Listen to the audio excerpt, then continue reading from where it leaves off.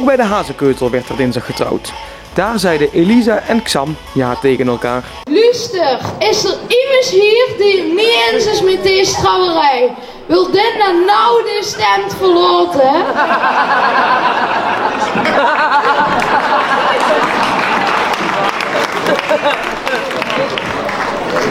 Niemers?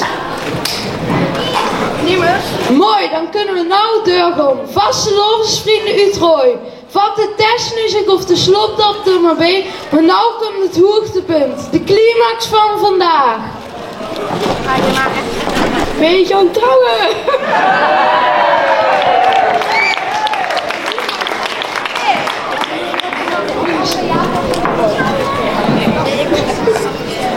Wij Elisa en Xam als boerin en boer zien gans der dolle heen. En trouwen met hen, dat geeft ons goede zin. Jullie ziet, we hebben flink uitgepakt, want dat huurt bij zo'n groot moment. Geef weer nou de ogen. Nee. Geef weer nou de ogen en Genuine, kom maar op. Rij ons maar in de serpentine.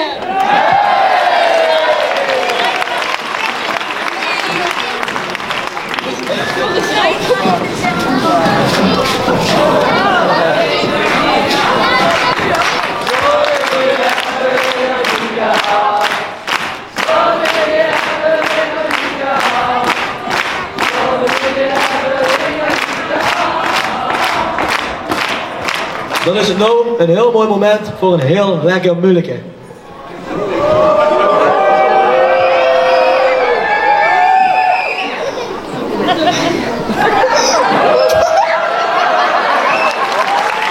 Jullie zijn net getrouwd.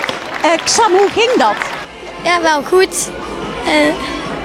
Heb je het naar je zin gehad op die bühne? Ja. En ik zag zo'n serpentine om jullie heen. Maar waar is die? Ja, die is...